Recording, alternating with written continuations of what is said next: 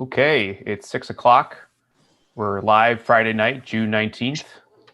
Welcome to the California Homebrewers Association first ever Friday Night Live, a little streaming event. What are we doing tonight? We have a couple things. Tonight we're going to talk to two pro breweries. At 6:30, we're going to talk to Modern Times Beer. Colin Busspice is going to be on. He's the head brewer at downtown LA Modern Times. And then after that, we're at 7 o'clock. We're talking to one and only Julian Schrago of Beechwood Barbecue and Brewing. We have 3 beers lined up for each of those guys, so that's gonna be great. But right now, we're gonna go to a little homebrew share with me and two of my board members. So here we are. Hi, I'm Andy Carter, president of the California Homebrew Association, and I'm joined by Ray Grace and Gabby Swider. How you guys doing? Good. Happy Friday. Great. How you doing? Happy Friday indeed. So as I mentioned, I'm Andy Carter, the president of the California Homebrewers Association, and Ray and Gabby are both board members. Usually about a month ago or a month and a half ago, we would have had the Southern California Homebrewers Festival, but due to circumstances across the planet, we did what we called Safer at Home Brewing, and I think overall great success. We learned how to do a live streaming event. We had some great talks. We had some live music. And it also taught us how to do this kind of virtual live stream thing. So we said, well, we got the skills, we got the talent, so we've put them to good use. Hence Friday Night Live. While large parts of California are starting to open back up, I think still a lot of people are still at home on Friday nights, Saturday nights a lot. Probably still homebrewing a lot. I know I've been homebrewing a lot. So I figured we'd take a little bit of time right now and check in with the board, see what you guys have been brewing. So each of us has given each other one of their home brews. And I think what we want to start out with is Gabby's. Gabby, you want to talk about this one? Sure. So what I've got here is a Goza that I brewed a little bit ago. I think it's been about 6 or 8 months. So we'll see if it stood the test of time. It did win gold in the Pacific Cup. When it was a little bit fresher. So we've got a little bit of oxidization from sitting in a not too ideally temperature controlled situation for the last couple months. So yep, a little bit of a gusher there. Bad. I've seen much worse. Yeah. It's still going. That's why I got the dump bucket over here. I'm going to switch my camera here so we can see it potentially as it looks right there, set up, ready to go. But yeah, it was my first take into the world of sours. I've been really enjoying commercial sours and wanted to give it a shot with a Goza. I really like Gozas and the kind of balance between sour and saltiness that you get. This one in particular, I did not use any Brett or bugs of any kind. I used a recipe that called for acidulated malt because I wanted to see if I could achieve a level of sourness with that before some of the more fun things in the world of souring. So did kind of just a base Goza with the added some a little bit of lime juice and Himalayan sea salt at bottling, and it gave it kind of a good crisp tart flavor. So it's summer now, enjoying easy drinking summer beers. Would like to brew this again and maybe go a little bit deeper with some Brett or something to make it a little bit more sour. But I like how it has kind of a lighter just body, a lighter flavor profile. It's good for these warmer months. So you did not use any lactobacillus. It's just malt and then the lime juice. Okay, cool. Correct. And that's great to see that because I think unbeknownst to Ray judged this beer blind at the competition and got great marks, 38 and 40 out of 50, which is great. That's really cool to hear. Just some other techniques to get it, which is super cool. Mm-hmm. Yeah, awesome. No, it smells. I get that lime almost off the bat, and some big kind of breadiness for the malt. And yeah, if you had not told me it did not have lactobacillus, I would have thought it was a very traditional done. So it's nice. Yeah, I think as a I've been homebrewing for 6 or 7 years, but haven't invested in the expansive setup that I would like to, because I just don't have the space right now.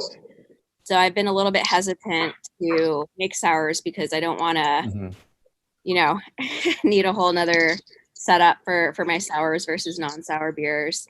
So it was a good kind of first dabble in that world. It came out sour enough for what I was looking for, which I was worried about not getting without any lactobacillus or other stuff in there. So definitely interesting. That's why I didn't tell you guys that. I know y'all had texted kind of asking me what was in there, and I saved it for now because I wanted to see just what you said, Andy, if you'd be able to tell that I didn't have anything in there. Yeah, I mean, it's clean, but that's not necessarily a flaw or something that's needed, because they can all come up very clean. So yeah, I know it's I mean, and for those that are interested in dabbling, the one way is, even the lactobacillus, there's some great ones out there that are actually pretty intolerant of hops. So actually cleaning is why you want to probably have two separate sets of equipment. They really die with hops really quickly. So it's actually a safer lactobacillus. It's called Lactobacillus plantarum, and it makes stuff very sour. But it's so totally insensitive to hops. So a little bit of a risk mitigation. Yeah. Cool. Yeah. I had to say to my notes, and like I said, I did judge this beer for Pacific Brewers Cup, and I was able to go back and look it up since I was the head judge at the time. And I made a note that it had really low sourness, but I like that because sometimes, especially homebrewed gozas, and even commercial ones, can be way too tart. And I think you need to taste that the malt in addition to the tartness, which just comes through really nicely in this beer. Yeah. Cool. Yeah. So can you guys think of the first? I bring it up because I thought Goza. I think now it's super popular. At least it's very commercialized. But can you think of the first time you had one? Oh, that's a really good question. My guess is one of the mini variants by Anderson Valley, but I'm not even sure of that. Mm-hmm. Yeah, so my first one was actually at when I was living in Austin, Texas, at a place called Red Horn Brewing. They had a watermelon goza, and it just was amazing. I was really blown away by how that salt flavor could really change the flavor of the beer, and it was an element that I had not at that point experienced in a beer before, except maybe in some like salted caramel stouts and things like that. And it really blew my mind, and it made me kind of really start to think about and appreciate things like water profile and how even undetectable levels of salts and other things like that can really impact the way that you experience a beer. Mm-hmm. So the other thing I thought of was the first time I had one, because it's a German style, kind of was dead for a while. The one I remember distinctly was up at Goleta at Hollister Brewing. It was called Tiny Bubbles, and I don't. I mean, I'm going to claim without looking it up, I think that was one of the first in the United States in a long time. And not only was it the brewer's favorite beer, it was the worst selling beer they had at the time. I thought it was awesome because it was sour and it was on tap. It wasn't some crazy Belgian thing. So funny enough, they sold that recipe to Lost Abbey or sold the brand to Lost Abbey. So now you can buy Tiny Bubbles from Lost Abbey. So I bought some of it. I don't think it compares. It's not as salty. There was definitely some solid salt to that Hollister Brewing example, but yeah, it's solid and it's cool. It's tough to say, historically, the historical beers versus the modernization, and just calling it a goza when you've added 3 types of fruit and maybe a pinch of salt. I don't know, but it's nice to eat drinking beer, and it makes sense from why you brewed it in this kind of weather. So great, awesome. Thank you for sharing that. One other thing I'll add too, just about after I had that one from a local brewery, I started kind of exploring more at bottle shops and things. And I think my favorite one that I've had to date, because I've had quite a few now, is going to be, and I'm going to butcher the name, but have you heard of Freigeist? Yeah. So their goza is phenomenal, I think. Yeah. And that's, I think, my favorite commercial style of goza. And I think they're of the old school kind of traditional German style. So definitely give that a shot at your local bar. Given it, if you haven't tried it yet and you want to try some gozas, that's a good one. Sweet. All right. Well, I think we'll go to my beer next. So get it out. I have one. Here we go. So where'd it go? There it is. Gold I need my cap. opener. I think it should have a gold cap. So we filled these a few weeks ago. We postponed this event till today. So hopefully this was just a keg fill. We're gonna pray that these are they're tasting good. So let's see here. I do want to mention one thing to those of us that are watching us now. If you have any questions, please put them on the YouTube chat. We'd be happy to try to answer them. Yes. So, yeah, that's a high fill. Yeah, that is a high. Yeah. So I do that. I picked it up from the ever present, ever knowing Doug Brown from Quaff. He fills all of his beers from his kegs very high to keep all the air out. Just have to make sure you don't let the beer get warm. Otherwise, that cap is going to come right off the beer after the beer warms up. So this was hoppy blonde kind of beer. It was my first experiment on Brewlosophy. This one I forgot which one I gave you guys. I think I gave you a mix of the two different beers, but it was a hoppy blonde. I used all Centennial for this, but not much. It's not a IPA level or pale ale level even. Based around a known existing recipe that was just kind of a base beer. What I do like about this, other than the first thing, the aroma, it's got a great hop aroma. Even was a little fresher. I think it was a little more sharp. It's citrusy, but it's also got some good malt stuff to it too. And just overall, just the whole thing. And I think that's a combination of the Centennial hops. And I think it's got like 4 different, it's all pretty standard base malts, but it's got like 4 different malts in it, which I think was pretty nice. I think I'm going to fire up the spreadsheet here so I can tell you. Yeah, it's good. I mean, like you said, you gave us 2 bottles and I had one a few days ago and the hop character's fallen off a bit in that time, but it's still really tasty. And the malt character kind of shines through at this point. Yeah. So it has just pale malt, 80%, 84% pale malt. It's got white wheat at 8%. Got some Crystal 10 and some carapils. So yeah, I think that malt complexity is great, and it's just a solid beer. I think it maybe if it was supposed to be a lighter beer, it might have some distracting hop flavor because I think that Centennial is pretty strong given just the little amount I used, but I like it a lot. I was very happy. Yeah. What's the ABV? ABV looks like it came in around. I'm just looking at the notes here. Looks like it came in at 5. Okay. 5-ish. I used just Imperial yeast. It's their Chico strain, their 001 variant. Super solid. Yeah. There's it fermented a bit cooler, like 60 degrees. So the original beer was a Kolsch. But I didn't have Kolsch yeast. So, yeah. That's awesome. Also one of my, I like the hops in there. It's definitely interesting and a good balance, I think, for the malts you. There's also one of my, I normally brew on propane, was one of my first brewers on electric brewing, which has been a lot of fun for those at home. Maybe have been brewing the standard igloo system and a propane tank and a burner and stuff. I'm starting to work with a couple electric brew systems, and it's been a difference. I know the beer quality has suffered at all. It's just how to use the system. But the flexibility of not having to use propane tanks and going to find propane or running out of propane is no longer a problem.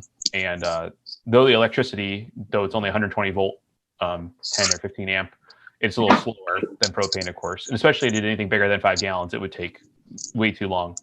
But if you can't access 240 like a washer dryer outlet, then you need to have the 110. And it's nice. And so it's convenient. It's programmable too. So it's only like $400 a system. So, not even today you can go buy one kettle for $400, not let alone anything else you need. So I think that's pretty nice. For a single, basically a completely contained unit.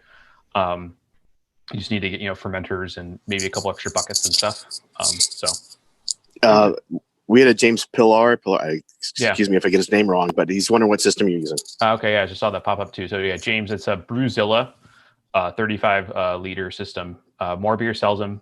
I think they're actually out of Australia, but the 120 volt 35 liter, and they actually sell a 220 or 240, and then they also sell a 65 liter 240. So so far so good. I've really liked it a lot. I've done about 10 beers. It's been good. I mean, I would say the downside, which I think it's just I struggle saying it's a negative or a downside because it's just the price point is so good. You can't really complain about this, but it includes a wort chiller. It's just slow, but that's because it's small. So you can't, that's just physics. It's not a dig on the company. That's what they included. And it's nice they included it because you don't need to go buy a wort chiller. You just use theirs and it's fine. So when you're used to big copper that I have for the other system, it's slow, but so is the whole system because it's electric. I take that as an advantage and just do other stuff when I'm waiting for things to heat up because it won't overboil. It can't have a boil over. You're not having a boil over. And it'll hit the temperatures and stay there. So it's nice. It's not, you can also spend $1,000 and have a really nice electric system. But I'm trying it out. So I was going to say, I have a member who mentioned this. If you're fortunate to be a homeowner and can put solar panels in your house, you can actually put them in the box. They could put a 240 right out the back for you to hook on up to and go for it. But that's quite a few steps down the road. That's and then my buddy of mine does that, and so he can brew. Other than the solar helping him out with his power overall, he just taps right into that, and it's fine. And if he's brewing during the day, he's probably using excess power from the solar grid that he's not even using in his house. So it's pretty nice. Right. So are you converted, Andy? Or are you done with propane? Yeah. Well, so the reality, I wouldn't call it a negative. I'll call it the reality of electric brewing is, what I'll call the one vessel electric brewing is the mash size is limited. So it's a basket system. Other than either hurting myself or hurting the system, you can only put so much grain in it. You can always do that with any igloo. You can only put so much grain in it. So it's limiting. Someone asked and I did the calculation. Given the efficiencies I've been getting, you'd probably get to a 1080, 5 or 6 gallons of 1080 beer. You can always bump that up with sugar and stuff. So that's like an all malt.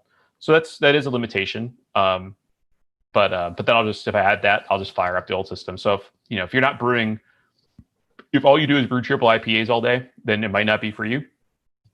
But the bigger the 10-gallon system would definitely swing higher. I think the big issue there is since it is a basket that you lift out and drain, it is, unless you get another vessel and you had more gear to take wort out and hold it and stuff, then you would have a problem. So it isn't, it doesn't fix all your problems, but I think if you were doing starting out with homebrewing, it's a great place to start because you can do so much.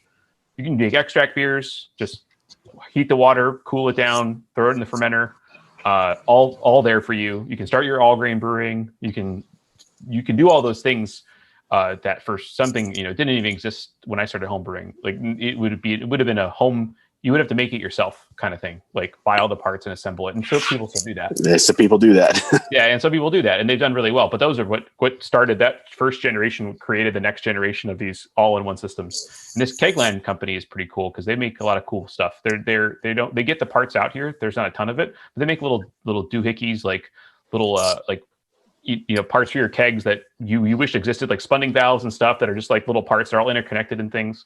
And so it's cool, and they did a good job, I think, on this system. So yeah, I like it a lot. I think I think the one reason to go back is for bigger beers. So if I'm doing like big IPAs or stouts or something like that, like I have the bourbon barrel, like Ray, my club, and Ray's club, and we have a couple guys that have these bourbon barrel projects. And so if I need beer for that, it's not practical to do it in the Brewzilla. But yeah. Excellent. Well, no questions in the chat. Maybe we go to the triple. Sure, you want to. Cool. Let me see if I have one that's chilled. Okay. I know Gabby drank hers already. Good. I couldn't resist. It's my favorite style.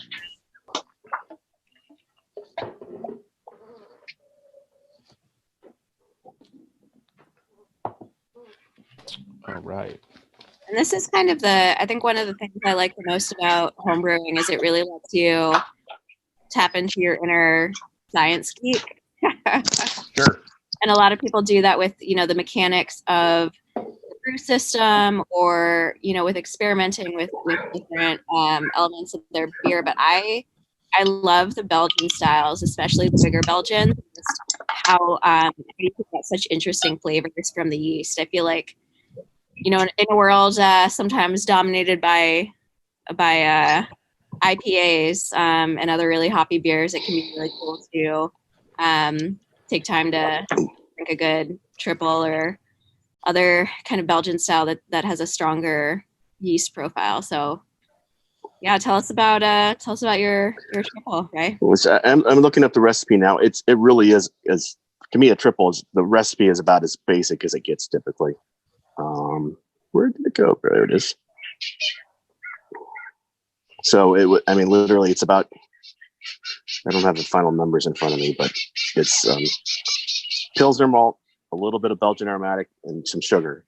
And in this case, I use the clear candy syrup, which I'll use second or third day of fermentation, just so it doesn't overwhelm the yeast, which the simple sugars will do sometime. And then it's Tettnang and sauce, a little bit at 60 and a little bit at 5. It's a pretty basic yeast, or pretty basic beer. Just let the Trappist ale yeast do its thing, which I think is the most important part of it. Nice. Let it do what it's made to do, right? Well, that's right. Did you say what temperature you did this at, fermentation-wise? I don't have any serious temperature control, so I just let it roll. I mean, it was nice and cool in my garage at the time, so it probably stayed in the mid to upper 60s. Okay, so a little cooler that you could go a little higher if you wanted. It's got a great Belgian ale character aroma, the clovey kind of spicy.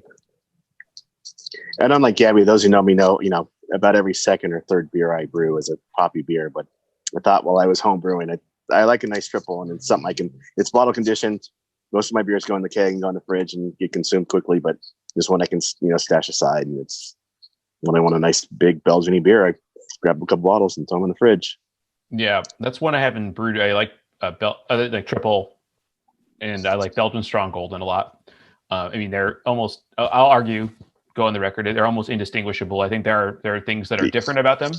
But I think I read it might be in Brewing Classic Styles or some homebrew talk post or whatever. Someone said, they entered both beers, the same beer into both styles, and they came back with it should be in the other style. So it's like, come on. And all the BGCP guidelines say is that like a Belgian Golden Strong is like lighter, maybe more effervescent, maybe hoppier, and like triple's a little more spicy and stuff. I think the Duvel has got a pear apple kind of note to it that I don't think many triples have. I think that's unique and important. I haven't brewed one in a long time. I kind of kicking myself right now. I usually like you just said, you brew one and then you can have one every once in a while and then that. Right. What's been nice is the Russian River Damnation is, the American version of Duvel, basically. It's very good. Right. Now that's distributed more, you can get it more often, which has been nice. Yeah, I think sometimes the triples, everybody thinks of the Trappist styles and the designation, and everything that's not Trappist specifically is maybe a Belgian Golden Strong to a certain extent. Yeah, that's fair. That's a fair way to put it. There's the Abbey styles, which are like the Trappist styles, but they're commercially produced rather than being in a monastery. And so they tend to be like sweeter and stuff, but there's like a distinction, like non-Trappist. So yeah, cool. Do you ever bottle these in like a cork and cage and get the carbonation really high, or? I've tried a little bit. And it's such a pain in the ass. Yeah. But it looks really cool. It looks awesome, but it is. I'm in some barrel projects with some buddies. We've done a little bit of that, but typically it's either you get your hands on the brewery bottles, which are just capped because that's easy, but they still hold the carbonation, or you just force the cork all the way down and do crown and cork, excuse me. Yeah, you can do that. But the whole cage thing, I can never get it dialed in so it's the right height and everything else. I came up with a couple of tricks for that. They're definitely hacks. They work though. But I will say I agree with you. I have not corked. I don't think I've corked and caged a beer at home in a while. I've helped some breweries out, but I've not. So I've always thought it'd be a wonderful trick for I always give away beer at Christmas, but people, and that would be a wonderful time to do it, but it's so much labor. Yeah. I'll have to make sure to be good to you up until Christmas, so I get some good beer presents this year, Ray. Yeah, absolutely. Just until Christmas, though. After that, Just until Christmas. Yeah. Cool. I'm just looking at my notes here from when I did drink it, and it has a beautiful color. Like, that's one thing. Really nice, like darker golden color. And for me, I can see how people would think that Belgian Golden Strongs and triples are pretty similar. If you drink enough of them, good styles, I feel like you can. To me, triples are generally sweeter and showcase the esters of these. Maybe tease out the differences a little more. Yeah. And the Golden Strongs do often have a stronger hop presence, and so they're similar, but I find them to be different enough, and they both have their place. For sure. In the circle of life. Sweet. Looks like we got a few more minutes till Colin comes on. Should we wrap up here? So what's on deck for you guys? Now we have all this free time. Maybe your free time is slowly being taken away with work coming back online. But what's on deck for brewing? Well, for me currently, I have. I think we talked about this at the last thing. I brewed the Altogether IPA recipe, and I really loved it. So I'm doing a second version of it that's fermenting now. That I actually am fermenting with the Gulo yeast strain, as talked about by our guests from our last Safer at Homebrewing event over at Omega. Omega. Yep. So it'll be the Gulo is a mixture of a diastatic saison strain and an Irish ale strain. So it's going to kind of be like the Altogether Brute IPA edition. We'll see how that goes. I'm looking forward to it. But like I said, I just dry up the second time today, and we're waiting on that. And then just yesterday, I picked up the materials to brew the homebrew version of Black is Beautiful, which is the collaborative stout that was put out by Weathered Souls Brewing. Mm-hmm. They've shared the recipe. So breweries all over the country are going to brew it to raise money for various organizations and charities that'll support equality and people of color. So great. And granted, I can't sell my beer, but at least I can, bring some attention to the cause. Part of the cause. Absolutely. You brew anything? Yeah. I'll speak to that in a second, but I just wanted to piggyback off of what Ray said. I think it's really interesting, not even being a homebrewer, but just being a craft beer supporter, to see how an industry that is seemingly, it's beer. You wouldn't think that it's necessarily all, involved in larger social issues, but I think over the last year we've seen the beer community rally and support a lot of like wider causes. I think starting with what was it Sierra Nevada did resilience, then resilience a few times. The resilience, the fire. Starting with that, and then with Altogether, and then Black is Beautiful. I think it's really interesting to see craft beer stepping up and having a voice in a larger platform than it has been. And so it's really cool to enjoy going to a brewery and drinking a pint and feeling like you're supporting more than just your casual craft drinking habit. So and I find it pretty amazing now that Altogether and Black is Beautiful are during times when breweries are having a rough time to make ends meet, yet they're still willing to do this. Yeah, and donate a large portion, if not all of it, for yourself. Yeah, which is impressive for the guys that have signed up for it. 800 breweries so far signed up for Black is Beautiful. Yeah. Yeah, that's awesome. So but what I'm brewing, I've been now that we're in the era of social distancing and I haven't had as much of an opportunity to share my beers, it's a little rough to be brewing 5-gallon batches and not have anybody to pawn it off on. So I've actually shifted gears a little, and I'm diving into some kombucha experiments with my 16-year-old sister so that I can have somebody to drink with and not be introducing her too early to my beer hobby. But it's been really interesting. Taking my love of brewing and seeing what other types of fermentation you can do.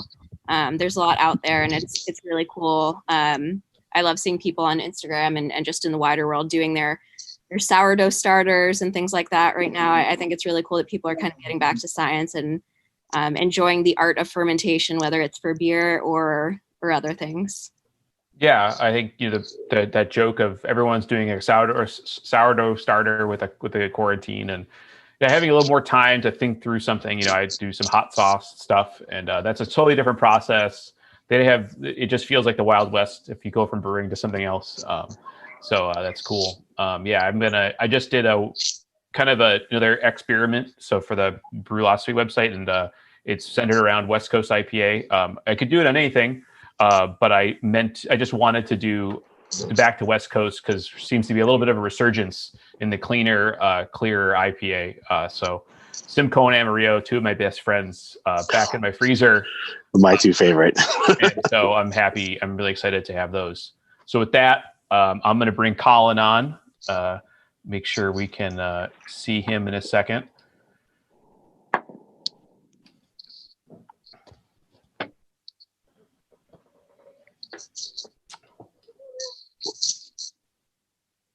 And as we bring him on, those of you watching, feel free to throw questions in the chat for Colin or us. Would love to hear just random, we all just shared what we're brewing. Like, feel free to just drop us a note. We'd love to hear what you guys are up to during quarantine, how you've been passing the time. And we got him. He's here, 6:30. How you been, bud? Good. How are you guys? Thanks for having me. Great. Thanks for joining us, man. Yeah. So got my homebrew set up in the background. I don't know. Yeah, if you can be anywhere with Zoom. That's the best part. Right. So that leads to the question: do you still homebrew? I do. Actually, at the start of the quarantine, we actually did an Instagram live stream on the Dankness Dojo Instagram page, and we actually brewed a batch of Finally Open in LA. So I still have a little bit on tap. It's a couple months old now, but it's still tasting good. Great. So I have been a big fan of Modern Times since before opening. I supported their Kickstarter event when a crazy guy named Jacob McKean said he wanted to open a brewery and had a friend of his, Mike Tonsmeyer, the mad fermentationist, help him with the first few recipes. And when I heard that Mike was involved in a brewery opening up, I said, we have to join this Kickstarter. It's going to be awesome. Trust me. And yeah, from then now we have multiple breweries, multiple states. I say without any reservation, some of the best beer being made in the country right now. But I think appreciate it. Yeah, the Mad Fermentationist. We've definitely taken a few pages out of that book. Yeah. So, Colin, maybe tell us a little bit about yourself. You started with some home brewing, but now you're moved up to the pro scene. How did you get here? What was your little bit of your story? Well, before we do that, why don't we're going to be drinking ice and booming, yes. Correct? So ice, we got ice, booming, and star. We get to Star Cloud. We get Star Cloud too. So. Oh, and Star Cloud, even better. Yeah. All right. Well, I got the proper glassware. I have it downstairs. I grabbed a different glass. I should have grabbed the ice glass. Such a great glass. I'm going to let that foam up for a little bit. Take a few sips out of the can. I'm sticking to my California Homebrewers Association glassware. Come on. Good. That's good. Well, cheers to homebrew. Cheers to Juneteenth. Thanks for having me again. All right. But to give you all a background on when I started brewing. So I went to college up at Sonoma State University. I grew up in Ventura County in Thousand Oaks. Went up to school in Sonoma State, studied biology. Originally went to school for ecology. I've always loved going outside and working outdoors. And during my last few summers on campus, I was actually working in a microbiology lab. So I also started home brewing at the same time. My dad got me a homebrew set when I turned 20. So I brewed a Cascade Pale Ale for my first recipe, and it was a dry malt extract kit. Actually came out really nice, and I was hooked immediately. And at the start of my fermentation career, being in the microbiology lab, I figured, maybe I could spin this on the biology department, see if I could brew beer in the biology labs. So talked to my professor, and they're like, if you can make it an experiment, you could brew beer in the biology labs. So before you knew it, I had an incubator. I had a huge oxygen tank. I had all the equipment I needed. I was brewing beer in the biology labs. Got senior research credit. Are you guys hearing me okay? Yeah, you're good. Okay.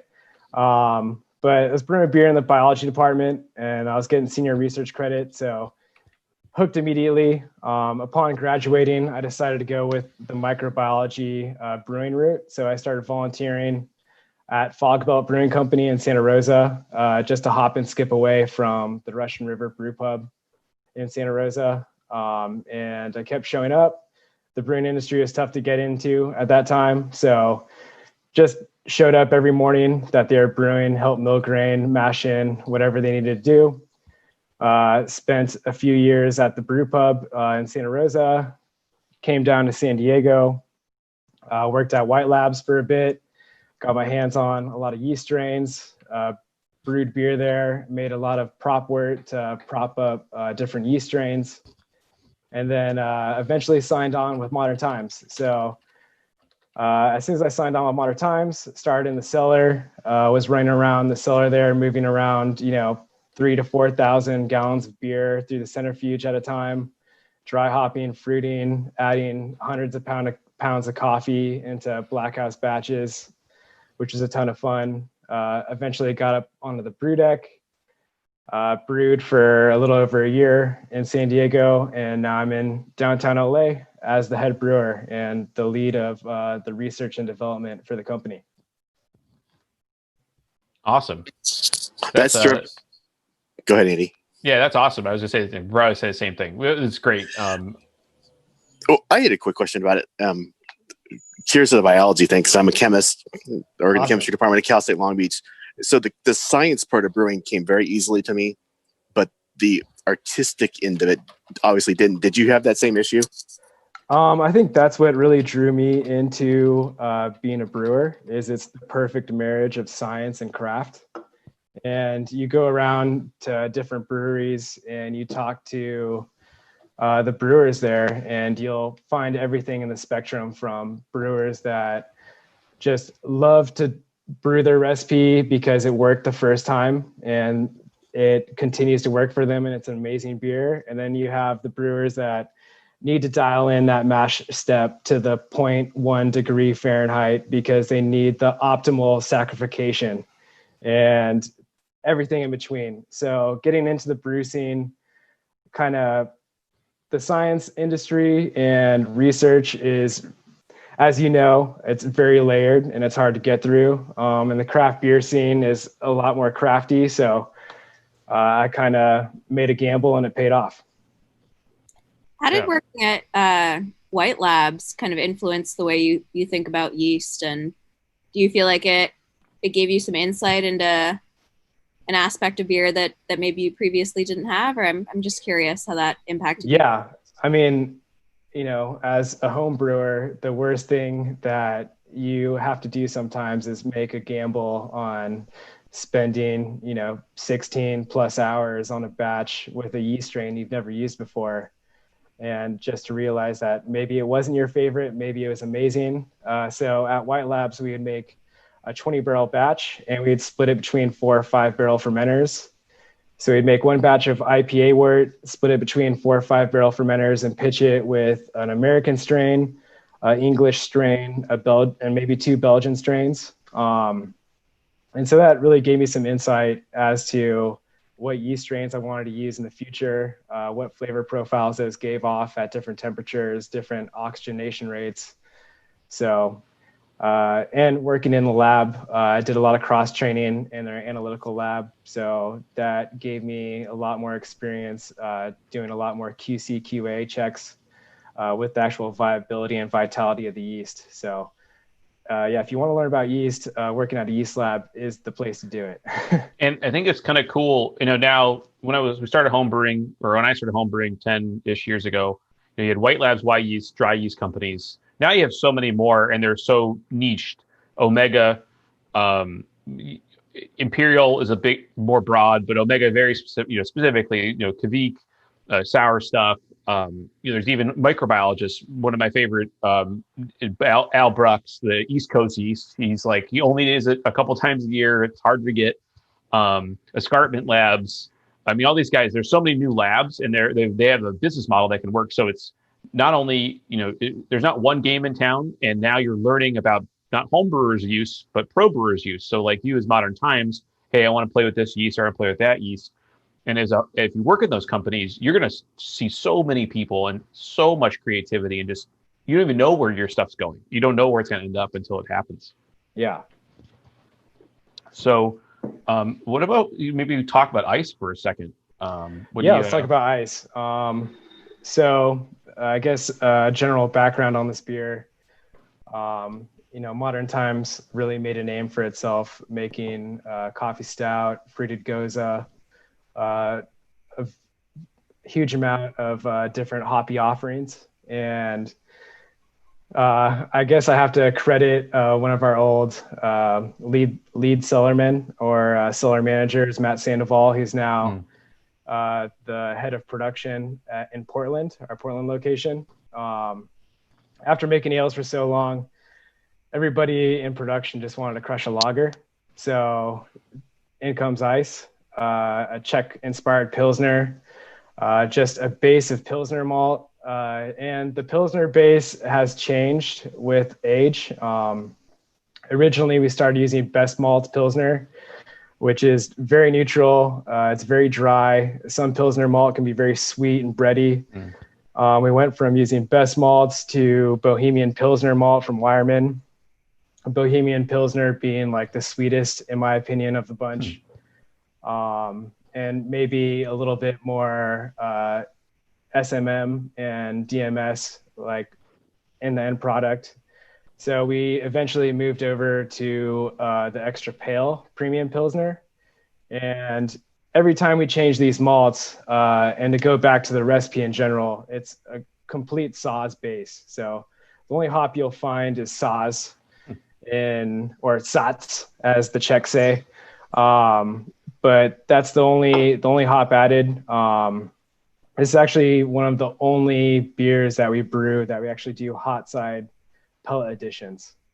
So most of our beers are just Whirlpool additions with T90 pellet hops. But the ice, we have a little bit of a bittering charge, and we have a huge Whirlpool addition of Saaz. So it's just a Weyermann-based Pilsner with Saaz, give it a nice, resiny, herbaceous, citrus, spice character.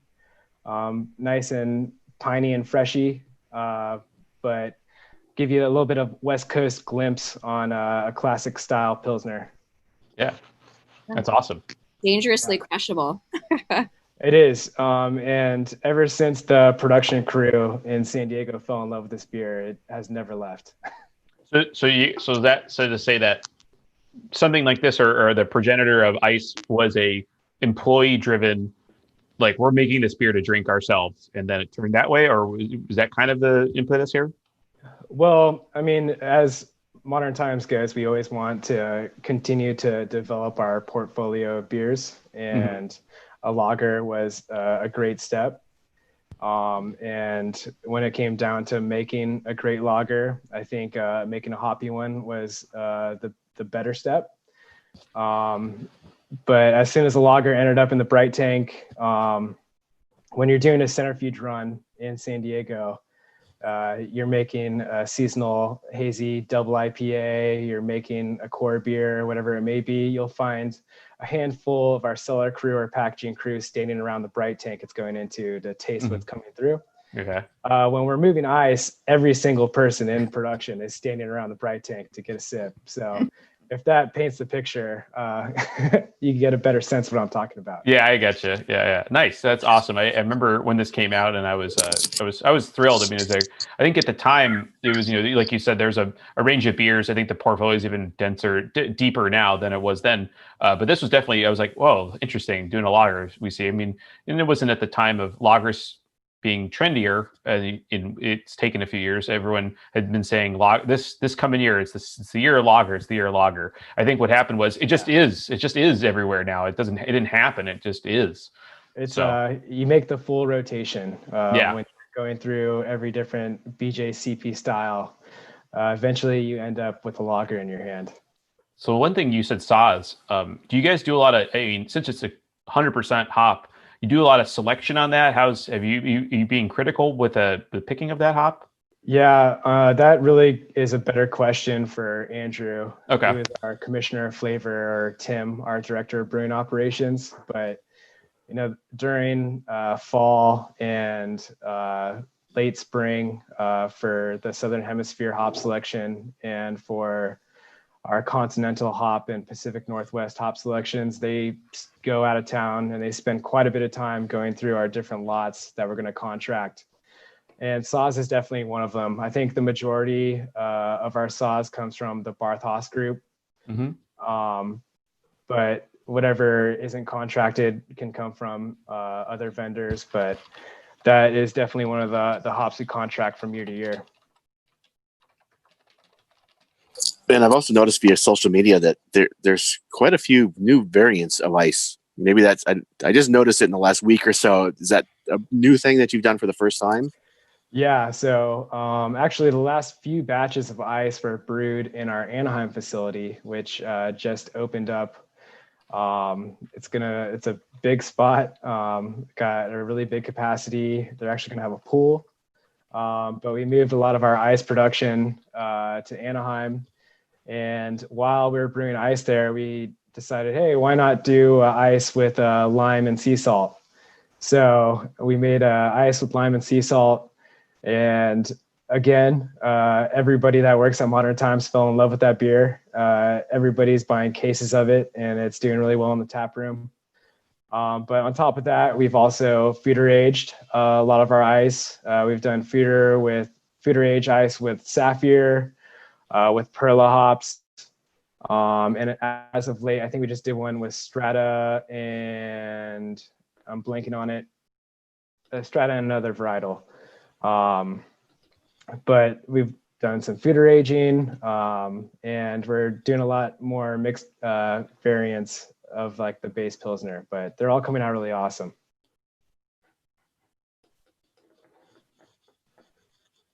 Yeah, Excellent. Should we have another beer? Go ahead. let's do it. Yeah. What do you want to do? You want to do Boom, and you want to do Star Cloud? What do you want to talk about, Colin?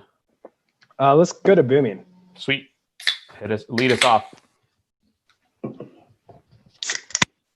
So booming, going back to the more classic West Coast side of things. And if you talk West Coast IPA, I mean, there's so many different ways to talk about that style. You have the maltier renditions. You have the bone dry, two-row based renditions that San Diego is very famous for. This is kind of like middle of the road. But the base malt is just two-row, white wheat, and caramel. So I think it's like 5% caramel, 10% white wheat, and 85% two-row. And Citra, Motueka, and Centennial, with Citra being the forward hop. But it gives you a really nice citrus forward aroma, obviously. You get some like really nice tropical characteristics as well.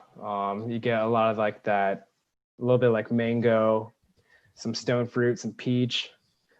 But as far as it comes down to a balanced, not too bitter, fruit forward, West Coast inspired IPA, this is one of the classics that I think our company puts out. And as the market progresses and we keep refining our hazy IPAs. Hazies are the big draw right now, and booming is one of those beers that we always love to go back to and brew and talk about our past, and we just enjoy brewing. I think there's a bit of also story about you and Booming Rollers. Is that accurate? You coming up with some? Yeah, I think maybe Greg, our mutual friend Greg, was maybe telling me something wrong, but maybe you had some involvement in the first recipes, the first iterations of this. No, that was probably one of our limited releases, but there were certainly a few batches in San Diego that maybe I didn't follow the recipe exactly like I should have. Um, I could think of one in particular, but I don't think it was Booming Rollers. Oh, okay, gotcha. All right, no problem, no problem. Yeah. So yeah, I mean, I remember this one pretty vividly when it came out. As big hop, I think always Modern Times is a hop brewery. Is an eclectic brewery, but is a hop brewery kind of first and foremost. So, Yeah. great example. I mean, Fortunate Islands, Blazing World, and Blazing World has changed a little bit, but everything hop heavy and hop forward has definitely been the go-to from the start. Nice. Yeah, it's wonderful. Thankfully, Gabby was able to go to Anaheim and pick this up for us because I've had previous versions I've been able to roll into Trader Joe's and just grab a can or two off the shelf, but this was apparently a much more limited version of it. Yeah. And I saw you were drinking some home brews earlier. Is there a style in particular that you all favor to brew? What are the favorites? So I brew a lot of different things. I tend to brew hoppier stuff, but I also really like brewing the sours and long-term aging, more complicated things. But in general, I keep a hoppier thing around most of the time. Some Belgian styles, but mostly hoppy stuff. I'm big into Belgians. I like saisons. I brew a ton of saisons, and I beyond the beers that we're trying tonight, I always have a couple fruit jams on hand.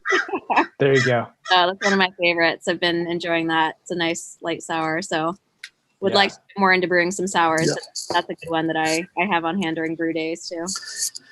And Andy and Gabby, and probably some of our listeners know this, but I have an unabashed love for everything hoppy. So I do a lot of IPAs.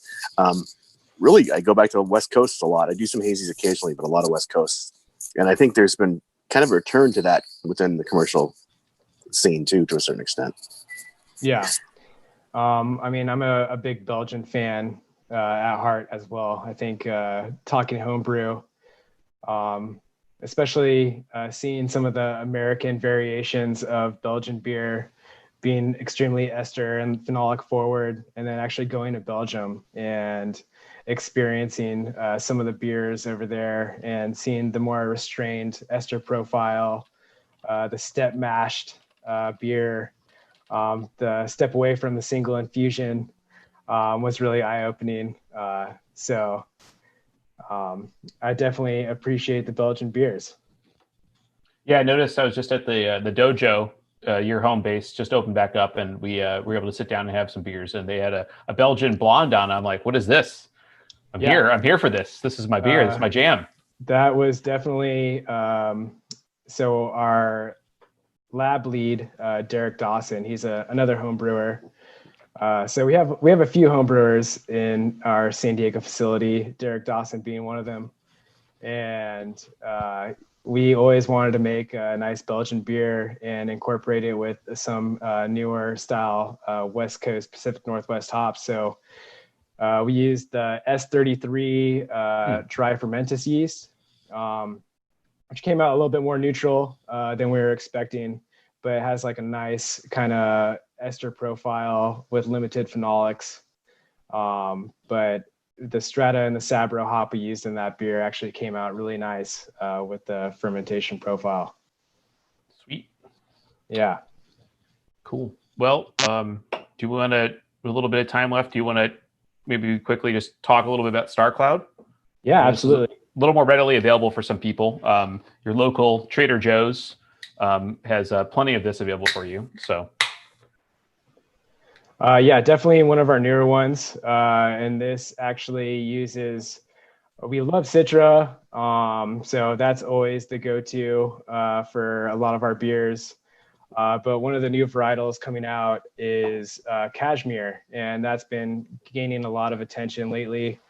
I know Firestone Walker has done a few beers with it, and we've made a West Coast recently at the dojo featuring it. But you get a lot of like that pungent stone fruit and bright citrus character. I actually don't have a Star Cloud on me, and that's my fault. But it's okay. Especially the latest batch is one of our better hazies coming out lately, in my opinion. So fresh out of the tank, what we like to see is like those bright citrus flavors, soft mouth feel. The more heavy protein forward malts being used, flaked oats, wheat. So obviously, the majority of the hay is coming from those protein bonds. If we're talking biochemistry, protein from the malt. We use a juice yeast or London 3, and hitting it with a dry hop when the yeast are still active, we have a little bit of biotransformation, the changing of the essential oils in the hops into something that might go from minty to more floral, or more floral into more tropical fruit. So down in San Diego, we use a hop cannon, and we have really good mixing within the tank. So we see a very quick biotransformation with those hops.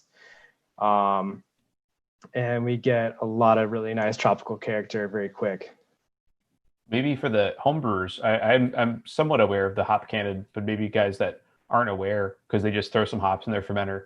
I've never heard of that. What? Yeah, yeah. That's intriguing. Tell me more. I want a hop cannon.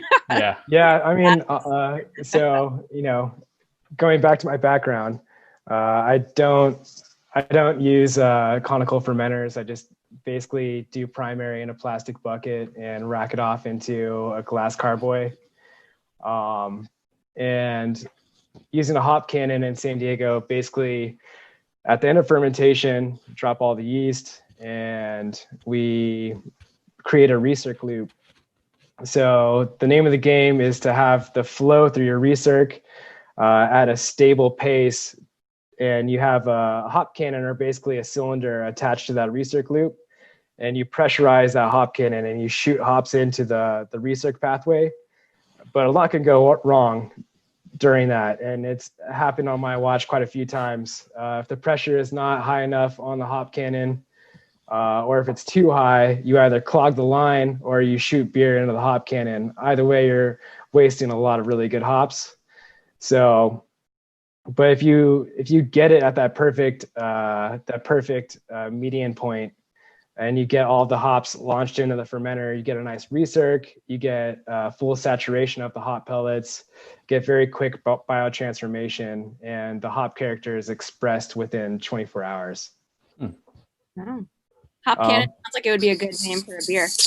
Right? But at home, as far as home brewing, what I like to do with certain beers, especially West Coast IPAs, when I rack off into my secondary fermenter, I dry hop and I actually let it re-ferment. The enzymes that come from the yeast, the beta glucosidase, will actually break down the glucose molecules on the hops, and they'll release all the thiols and terpenes that the hops hold. So it will cause a bit of re-fermentation. You'll see a diacetyl spike. But if you let it ride out, given the style, you'll see a little bit more re-fermentation, and you'll have awesome release of tropical aromatics and flavor. Yeah, some people in the chat were asking. I think I have half the answer. So in the hazy, so like that's the hop creep issue of dry hopping. Is that what you're getting to? Yes, exactly. Yeah. And it goes both ways. You like to have hop creep because you want to get more fruit character, or just more wholesome character of the hops.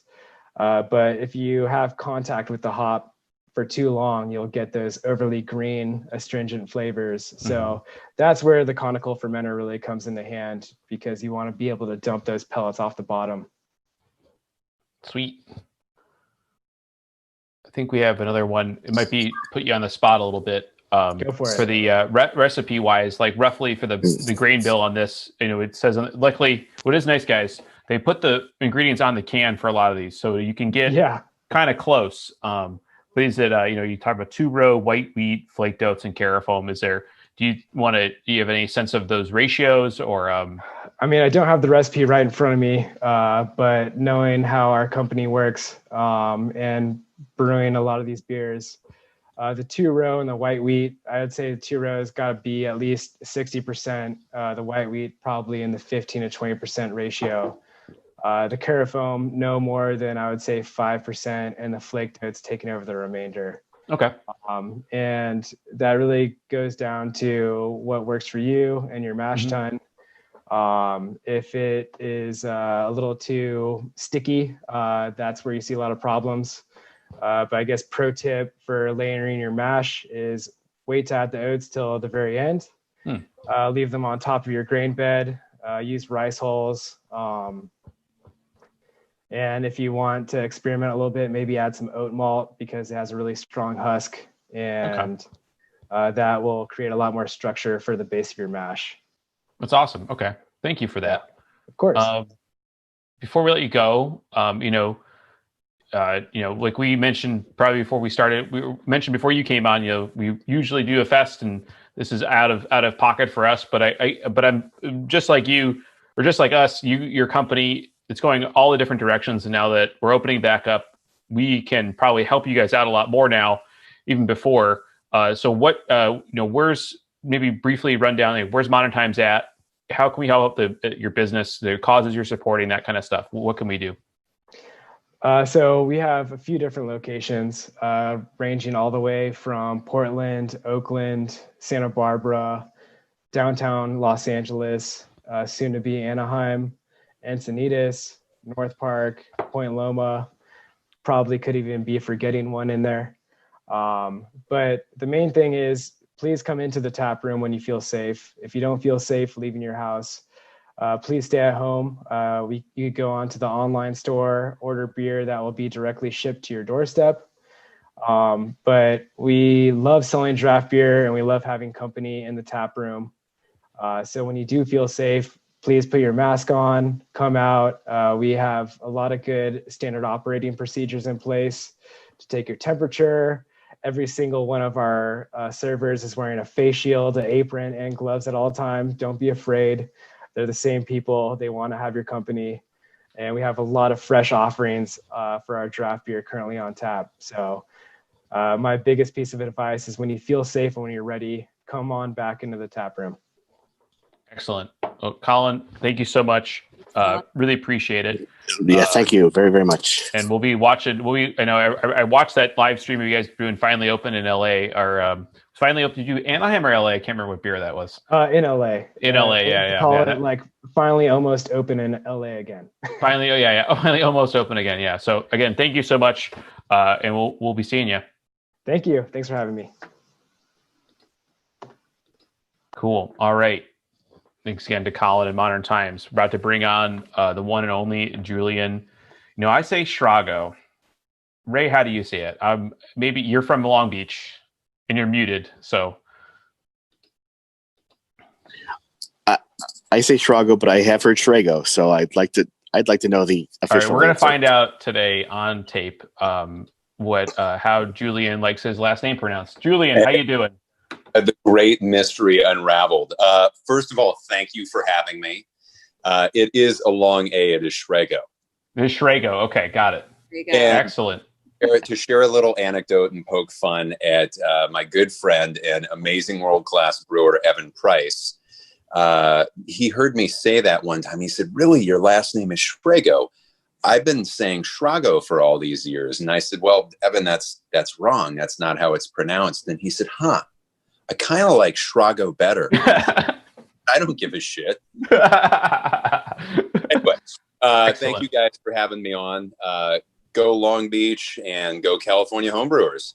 Excellent. Yeah. So there's a trend here. You're seeing some homebrewers. You're seeing some guys that have been in homebrew before, but Julian specifically, and we have the fest that's been going on for so many years. And I try to update the website as much as possible. And the history says at some point in the past, Julian won the bragging rights only competition. So you look at this list, and it's got Patrick Rue, it's got Julian, it's got these just cavalcade of brewing powerhouses.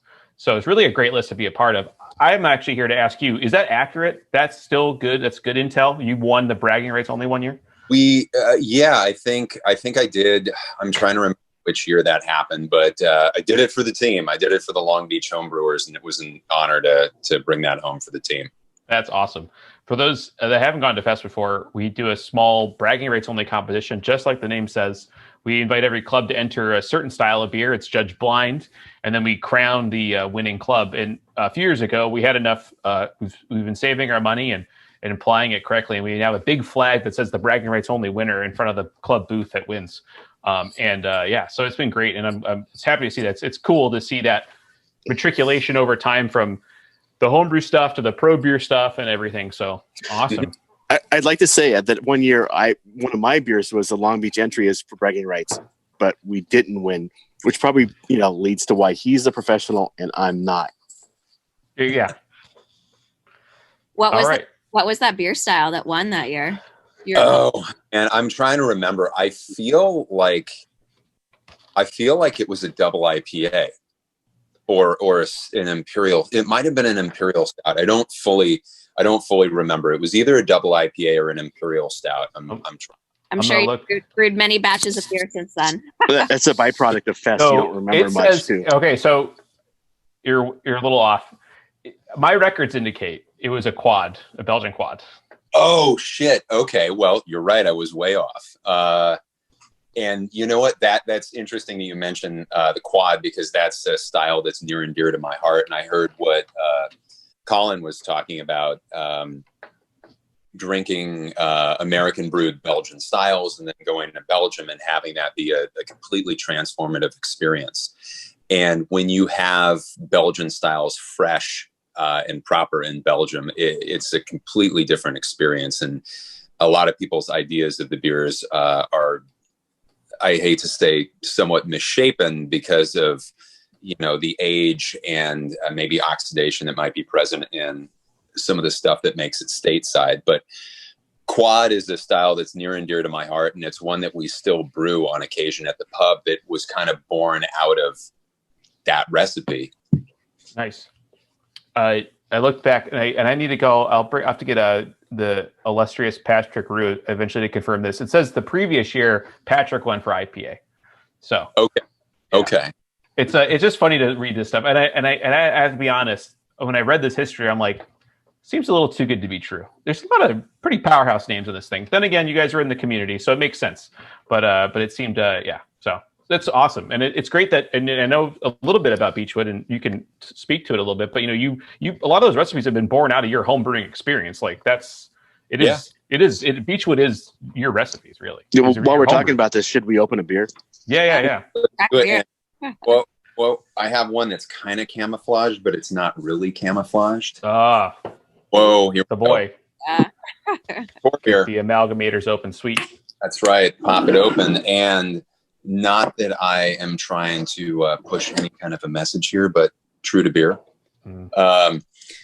Speaking about homebrew recipes and Beechwood beer, a lot of our core beers are homebrew recipes, and probably the one that harkens most back to my homebrew roots is Melrose.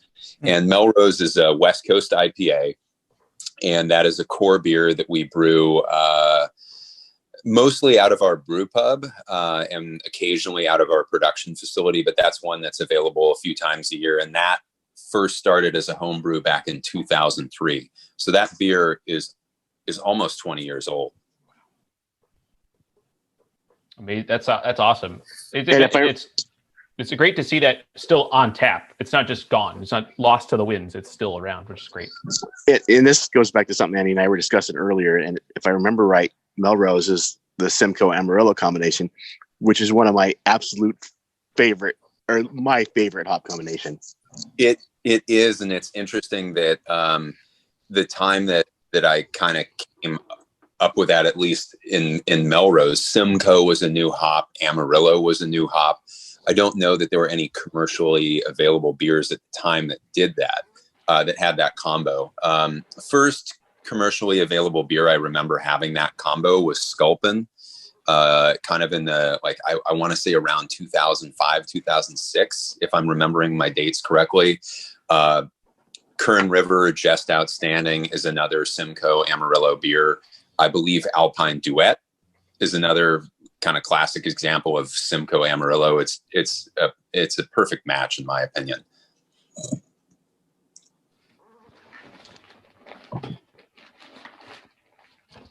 Awesome. And so seeing cans, I mean, I think initially, a lot of people are doing bombers in Southern California and stuff. How long ago have you done cans? Cans are, I mean, it's relatively new for you guys, but it's not too new. We switched to cans about 2.5 years ago, and it's kind of interesting how the market changed for cans versus bottles almost overnight in Southern California. But I'll say that bombers used to be the standard for craft beer. You want craft beer in a small package, you get a bomber. That's just how it was. That was kind of your entry to prime time, was being in a bomber. And cans, some of the first breweries to start canning were close to 15 years ago, with Oscar Blues and Caldera, I believe, were the first two craft breweries to do it. And people kind of scoffed at the idea at first, like, cans, that's not like premium beer comes in a bottle. Like that's just how it is. But obviously the market shifted, and about 2.5 years ago, bombers fell off a cliff in Southern California. It took less than 6 months and they just disappeared. And we had started switching to small format 12-ounce 6-pack bottles at that time, and people really seemed to lose interest in bombers pretty quickly.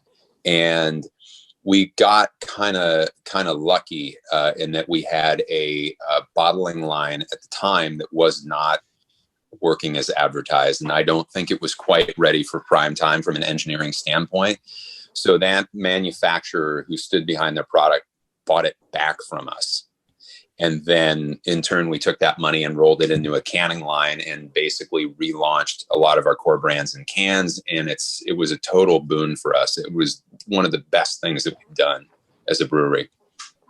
Yeah. So, I think that switch, it felt overnight. Like you said, 6 months feels like overnight.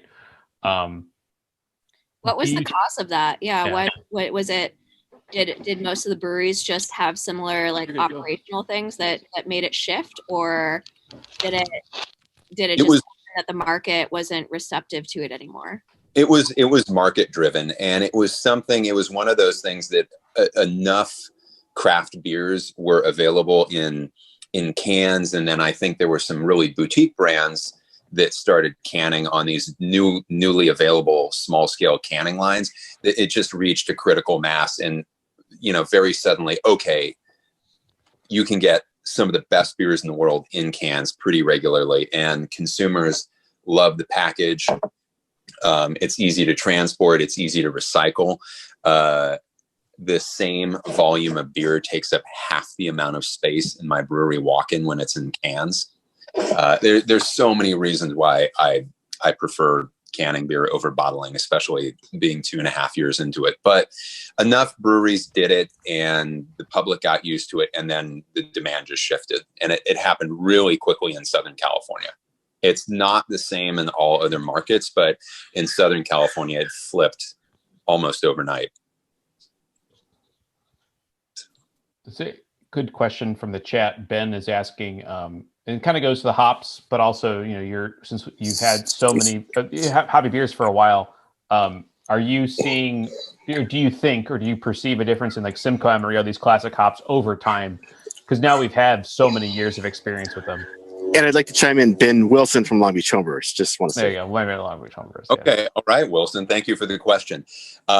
Yes. The more, the longer a hop gets grown, you can see one of two things. You will see more convergence on, consistent qualities and characteristics of a hop, or what often happens is you see divergence. Okay. Amarillo would be one of the best examples of that, because Amarillo is grown in so many different regions, and it has 4 kind of very distinct expressions. The Amarillo that's grown in its birthplace in Yakima, Washington, is completely different than the Amarillo that's grown in northern Idaho, where it's a little bit cooler, but the days are longer. So weather, sunlight, terroir all have influences on hop. If there are hop varieties that are grown exclusively in the Yakima Valley, I tend to find that there's less divergence amongst qualities there. But with varieties that are grown in multiple places, with different farmers, with different farming techniques, you see divergence. And whenever a new varietal comes out and people get really excited about it, I'm usually cautiously optimistic, because you need kind of 2 to 3 years of commercially growing a hop before you really kind of start to see consistencies with the aroma and flavor characteristics. Yeah, it seems like Equinaut, however you want to pronounce it, and these things that have names, numbers, and stuff, they could blow your socks off, and then 3 or 4 years later, it's just, well, it's fine, it's good, but it's not that what I tasted 3 years ago. So interesting. And some of that could be related to how that particular was farmed and processed too, because not all hops are the same, and not all farms are the same. I wish I could say that every person that grew hops did a phenomenal A+ job, but like any agricultural product out there, some hops are superior to others. Just like, sometimes you get that perfectly crisp apple from the grocer, and you're like, oh my God, this is amazing. And then a lot of the time you have apples that are just apples that don't really blow you away. And so you certainly see that with hop varieties. And going up to Yakima, and finally, one of the best things about growing Beechwood as a brewery was getting to the point where we could buy enough hop volume that we could specifically go to Yakima and select the specific lot that we wanted to carry us through the entire year. And so, I will go to Yakima usually mid-September, and I will have, for example, 10 or 15 different lots of Mosaic in front of me. And there are some common threads, but some of them are vastly different from one another. And it's nice that a hop might say Mosaic on it, but that is not the Mosaic at all that I want. So I push that to the side. And so often when breweries are buying hops and they're not able to do selection, they might not really know where a particular varietal is coming from, and order to order might be different. Whereas with Beechwood and with Modern Times, for example, when they order their Mosaic, it's probably the same Mosaic that they use for an entire year, which really helps style. So Gotcha. Cool. Mm-hmm. So what are I guess, Ray, what are some of the more popular styles that people in the club are brewing right now? That's a good question. We have the monthly styles that we do. Like is going on in the craft beer community, lagers and pilsners have really kind of jumped out. People are starting to make more of them, and going to the canning thing. We now have probably 4 or 5 members that have home canning machines, which is pretty crazy. Right? Yeah, those would be cool. I've seen those. Yeah, and they've become reasonably priced. Even we. Two buddies of mine, we all went in together on a Seamer from All American, and it was not cheap. But now the October systems and Cannular have become quite not inexpensive, but reasonable for a group. I guess my concern would always be the first thing I heard when commercial brewers were seaming cans was the inconsistent seams, low fill. I mean, low fill is one thing, but not seaming well and stuff like that. So it's tough. It's tough for even a pro brewery. So yeah, I've heard a little bit too that the dissolved oxygen levels in cans are a little higher than bottles typically. Have you seen that? Is that something you're aware of? In general, yes, bottles are a little bit easier to get lower dissolved oxygen in.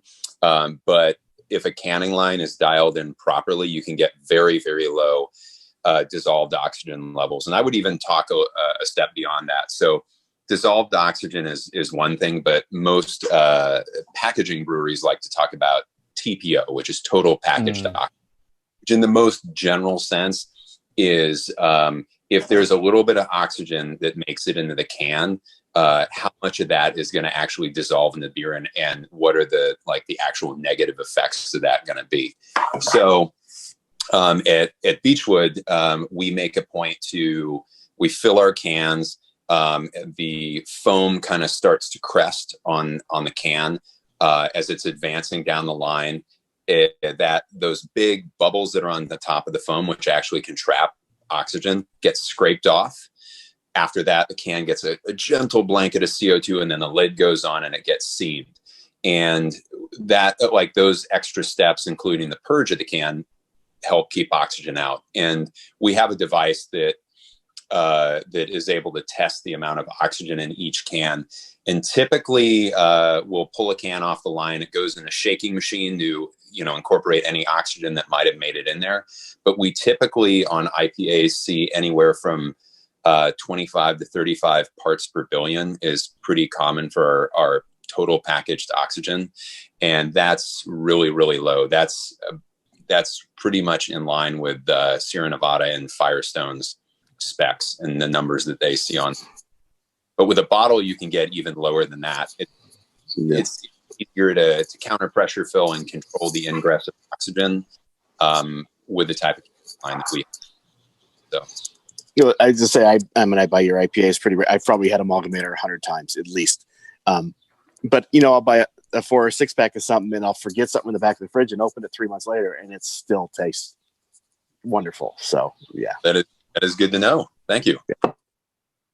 Yeah, I think that's maybe the big fear with cans was that you weren't going to get that shelf stability, but it seems you worked out, and it's worked for Miller Lite and Anheuser-Busch for many years. So we learned how to do it correctly, and maybe there was a risk. Maybe you couldn't do a nice bright hoppy beer in a can, and it didn't feel viable. But then a bottle shop's got better. They store beer cold. They go through heavy rotation. They're not leaving beer on the shelf for 6 months and 9 months and stuff. So everyone got better. It's true. It's true. So speaking of trends moving towards lagers and things, I would love to chat a little bit about Okay, cool. Yeah, it's really interesting. It was a little sweeter than I expected it to be, and I was wondering, what how did y'all come up with the recipe, and kind of what's your take on what you're trying to get out of this one to kind of set it apart from the other kind of Japanese style lagers that are coming out on the market right now? So if you did detect any sweetness in that beer, it might have been coming from the rice, which kind of has a fruity characteristic to it.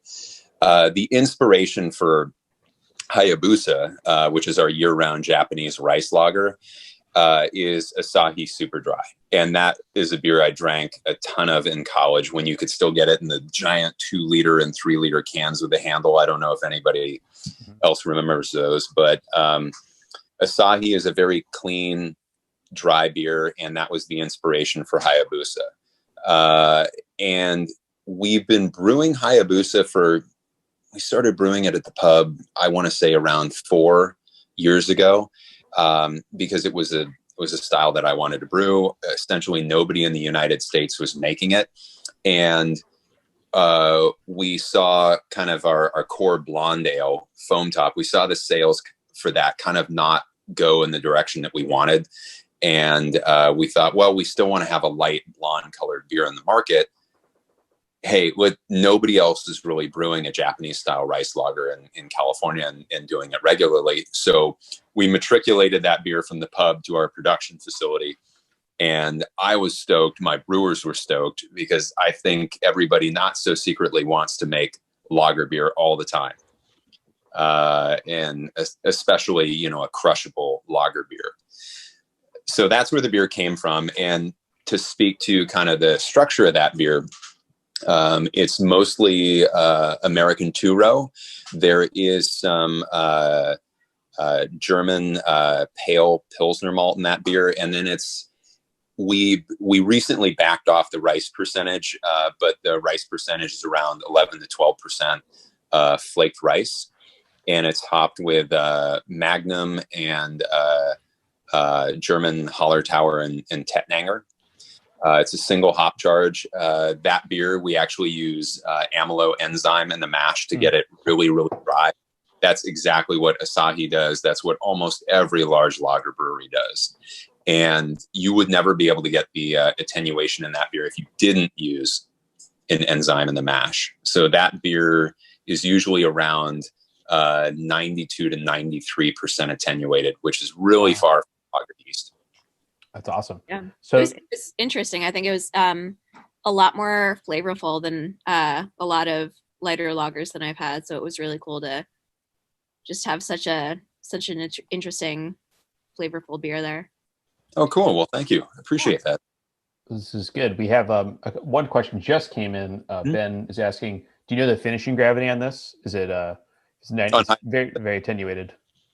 It typically finishes at, I'll just use standard gravity points. It typically finishes at 1002 or 1003. Okay, so incredibly dry. I mean, yeah. Very, almost like it was a Saison Diastaticus dry kind of level. Almost. Yeah, and Saison Diastaticus is our house Belgian strain at our pub. And Hayabusa doesn't have a very high starting gravity either. It's usually around 1043, 44. And that's also a beer that typically when we brew that at our production facility, we high gravity brew it. Oh. So it's a really cool technique, and you almost get a brew cycle out of it. So we will, for example, when we brew a triple batch of that beer, we will do 2 turns that are higher gravity, usually around 1060. Those go into the tank, and then we will fill our whirlpool with water off of our hot liquor tank. That's usually, anywhere from 180 to 200 degrees. And then we run that through our heat exchanger into the fermenter and dilute everything down to a composite gravity of 1043. So it makes for a super clean beer. We get a free brew cycle out of it basically, but yeah, high gravity is how we do that beer. Cool. Is there, I think I'm sure just because people have done maybe rice or other adjuncts or plain adjuncts at home using like rice malt or anything like you're using, is there any tricks at the homebrew scale for that? I know you can get it at the shop usually. Any thoughts? I don't think you need to do anything different if you're only using like 10 to 15%, and okay. 15% is a fairly high percentage, and you'll taste it and smell it in the beer. So I don't think you need to do anything differently for flaked rice. It can go in the mash as you normally would put any adjunct in there. If you want to add some rice hulls, you can do that. Flaked rice can get a little sticky, but it's usually fairly manageable. And then I would, if people want to play around with different brands of flaked rice, I find that they're vastly different from one another. The specifically in Hayabusa is made by a company called OIO, and Brewers Supply Group has that. I've tried a couple other brands, including Breese flaked rice, and the Breese is not to my personal taste, but it may be to somebody else's. But if you're looking for a cleaner rice flavor like what you might get in Budweiser or Asahi, I think the OIO toasted rice flakes will get you that flavor. Cool. Very cool. Now, speaking, before we go on to our next beer, and the reason I bring this up is I'm friends with Harrison, your colleague, who, for those of you who don't know, is the head blender at the blendery. Has he gotten his Pilsner yet? He told me he desperately wants to brew a Pilsner, but I don't know if he's gotten it yet. Did brew a Pilsner. He did brew a Pilsner, and we will be releasing that shortly. But we did let him off the reins, and he does an amazing job. He's a super creative guy, and that'll be coming out soon. So if you see a Pilsner pop up at Beechwood in the next week or so, dropping a few hints there, maybe Harrison definitely brewed it. Yeah, nice. I ran into him at Celador a few months ago, and he said how desperately he wanted to brew a Pilsner. So I'm glad to hear he's finally gotten his opportunity. So was he tired of brewing all the sours and stuff? He just needed something clean again. But I see this common thread of like, I don't want to brew pastry stouts anymore. I don't want to brew hoppy beer hazies anymore. I don't want to brew sours anymore. I just want to drink a Pilsner. I mean, that was part of it. I think every brewer wants to. That's one style that every brewer wants to master and be able to do well. And whenever a brewer has a exquisitely brewed Pilsner, it's a cathartic experience. Harrison originally brewed that beer to blend back with other blendery beers, kind of temper, fairly acidic beers. But we ended up kind of changing courses on a few things at blendery, and so we had this Pilsner that ended up lagering for almost 3 months, and that's now been kegged off, and we'll be tapping it fairly soon. Awesome. Mm-hmm. This one, another Ben Wilson, which is all the questions. This is great questions. Keep them coming. Would you ever DDH Hayabusa? Would you ever go crazy in the dry hop? No. No, that's Ben. That's a no. That is a definitive no. Why? But that's the beer that it only has a 60-minute hop addition, is at all driven by hop aroma. And we've certainly done dry hop lagers before. It's not something that I think would necessarily benefit the beer, and that's only my personal taste. But we do have a dry hop lager that's available for sale right now. And this is my plug for the week, but it's a beer called 2LB, to Long Beach with Love. Mm-hmm. And all the proceeds are going to a local community-based charity in Long Beach. But that is what I call a modern Pilsner. And it's a German Pilsner malt. And we hopped it. It was a late hop Pilsner with Mosaic, and we dry hopped it with Mosaic. And then it also got dosed with some citrus and herbal terpenes when we transferred it to the bright tank. But very bright, citrusy beer that has just a huge black flavor and disappears in the glass. Awesome. Very. As you can see, I have some here because I bought a 4-pack this week as soon as it came out. The citrus punch on this thing is fucking insane. That's what I like to hear. Thank you. Awesome. All right. We have And it all one goes to a more. great cause too. So That's great. Yeah, exactly. Almost as important as how it tastes, or more important than it tastes in many cases of these beers. More important than the grand scheme of things. Absolutely. Yeah. People are incredibly important, if not more important than any beer you could drink. So let's I think back to Gabby's point at the end of Collins was that she was saying how breweries have really come into the forefront of some social justice, social change. She said that she was surprised, or it's good to see. I kind of see a different way, is that beer being kind of the people say the third space, or breweries the third space. It is your life. Why is that not allowed to express your feelings and what you want to see, the change you want to see in the world? So I see exactly the same place. So I'm glad to see you guys doing something too. A lot of breweries are, and that's great. Cool. Thank you. We're glad to do it. We have, right around the corner from Beachwood Barbecue. And Ray told me I should go to Blendery before I go to Beachwood Barbecue. I usually have a nice barbecue chicken salad and a couple IPAs. I'm like, I don't know if I want to go to Blendery next, but maybe you should start the Blendery first. So we have we are who we pretend to be. Yes. Yeah. I was gonna say, I always typically start as a blender. You got to go to Beachwood to get your parking stamped at the very least, but I'll finish up there with some grub and a couple IPAs. So that's the routine, Andy. Come on. So we're hoping that we're still producing beer at Blendery. We're hoping to get the tasting room open soon enough. But the pub around the corner, Beachwood Barbecue and Brewing, is our main focus right now. And so that's the Long Beach location that's going to open first for food and full service. But yeah, we are who we pretend to be. That is kind of the year-round base beer for most things at Blendery. And with Beachwood Blendery, our original goal was to take our favorite lambic beer and use that as the inspiration for kind of the base of everything at Blendery. And Cantillon is one of our favorite Belgian lambic producers, and they are the primary inspiration for the beer at Blendery. And most of the beer that we produce at Blendery is the same sour base blonde beer, and we are who we pretend to be is that base beer. And that's often what gets fruited, or for things like our Creek beer, that is what gets extended aging for the Funk Yeah blend, which is the 1, 2, and 3-year-old kind of goose inspired blend that we do. But we are who we pretend to be is Beachwood Blendery in its core kind of naked form. I'd love to hear about the name behind that beer, and especially now knowing that it's kind of the base beer. That's kind of meta. I want to sounds deep. Explain the story there. Well, I can't explain all the names at Blendery because Blendery originally started out with a lot of I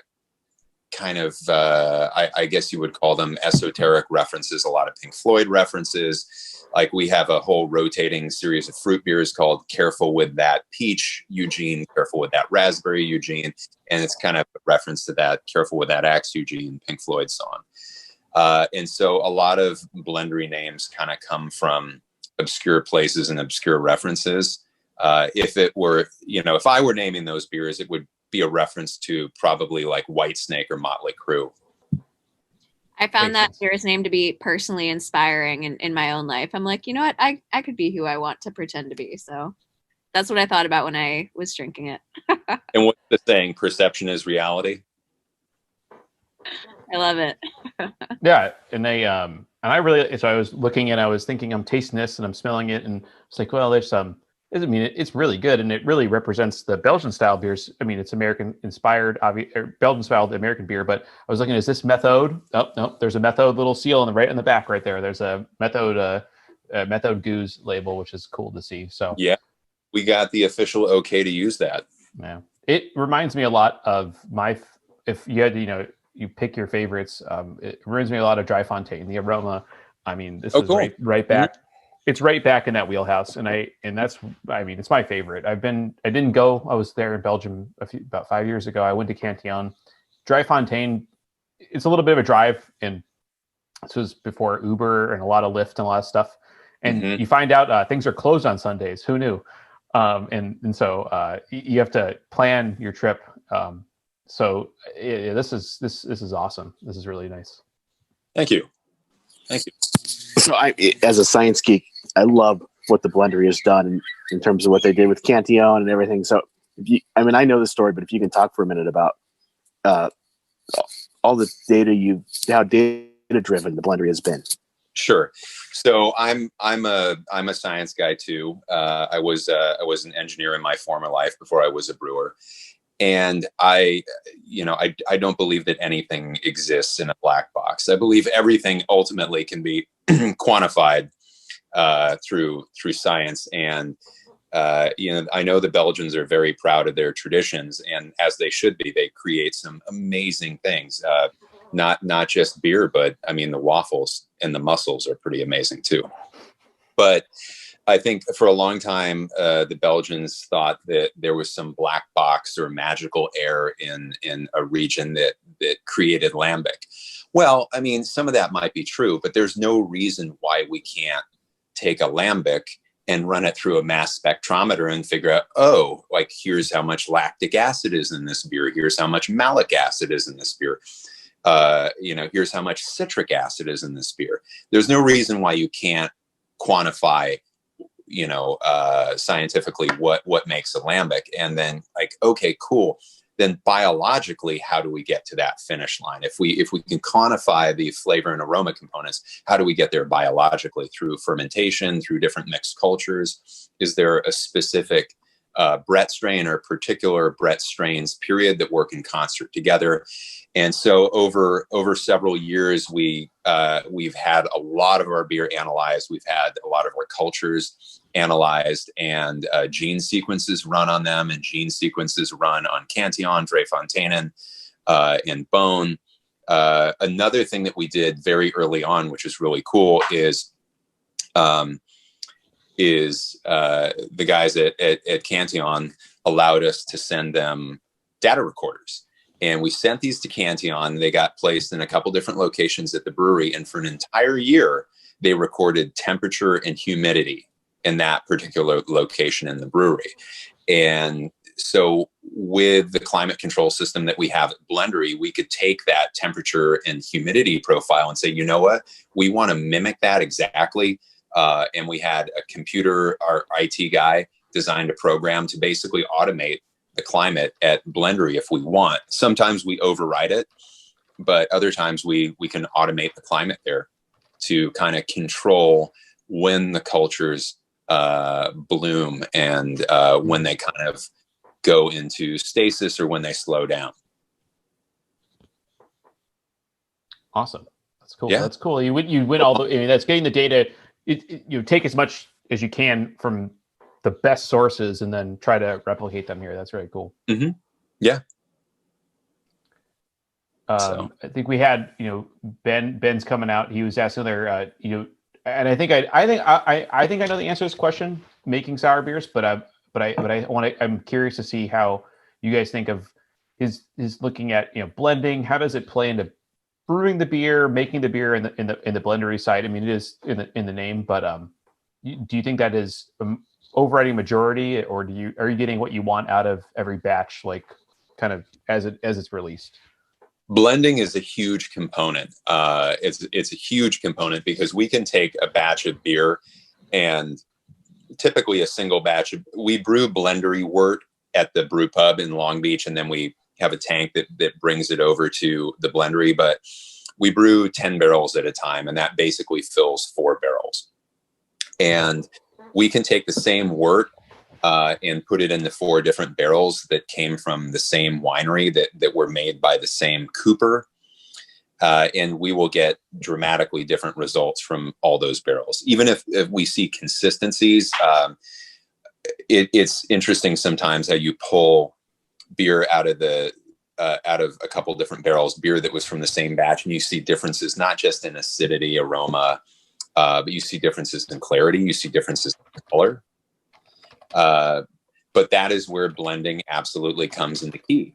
Is we may have a batch of beer that is a little bit too acidic or not the right kind of acid. So we will either temper it with a less acidic beer, or we will blend in a beer that has a different acid, so we achieve the balance that we're looking for. And so blending is key. It's not just something that we do kind of without a lot of thought. There's the utmost amount of thought. There's a lot of intent with every blend that we do. Awesome. Yeah, this is great. I mean, this is one of the, I've had, I try to drink as many different American style sours as possible. And I regret I have not drank as many of the blendery ones. I'm not too far away from Casa Agria, drink a lot of Casa Agria, drink a lot of Cellar Door. So it is a little bit of embarrassment of riches sometimes when you have really great breweries not too far away. But yeah, this is excellent. I like that term, an embarrassment of riches. I'm going to use that one. Yeah. So I think before we let you go, we're getting to the end of the session. So how can, our viewers, we had some great questions. We have some great viewing, and this will be on YouTube afterwards. How can we support? We're just starting to get out of the pandemic stuff. We got a lot of things going on. Beechwood has a few locations, but what's the game plan, and how can we help you guys out, your staff out going forward? Oh, that is very kind. Beechwood has a total of 5 kind of public facing locations. The original Beechwood Barbecue in Seal Beach, Beechwood Barbecue and Brewing in Long Beach, Beechwood Blendery, which isn't open yet, Beechwood Brewing, our production facility in Huntington Beach, and then Beechwood Steelcraft in Garden Grove. And all of those locations, with the exception of Blendery, are open for to-go beer sales, and Huntington Beach and Garden Grove are open for on-premise consumption as of right now.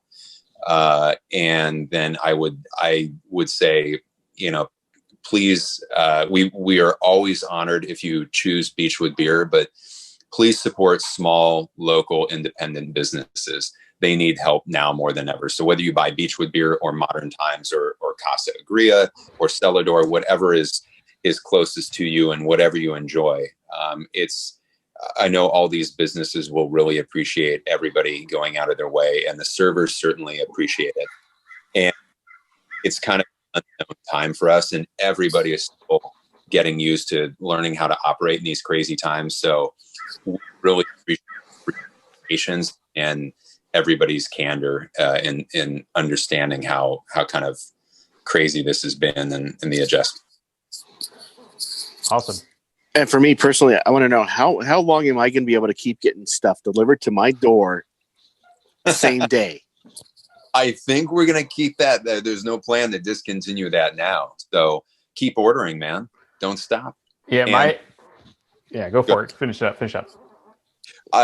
Another plug is that we started doing overnight shipping in California, online beer orders about 2 months ago, and there's no plan to discontinue that. That's worked out really well for us.